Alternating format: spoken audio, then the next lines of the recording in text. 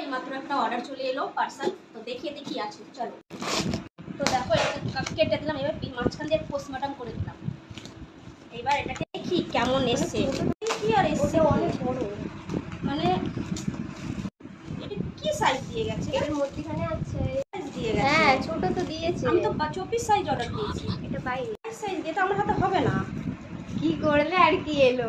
Size এসছে, কপাল হলো না, খুললে হবে না। এটা এইটা এটা অনেক ছোট সাইজ দিয়ে গেছে। আমি 24 সাইজ অর্ডার করেছি, আমি বুঝতে পারিনি এতটা ছোট সাইজ দিয়ে দেবে, যেটা আমার হাতে হবেই না।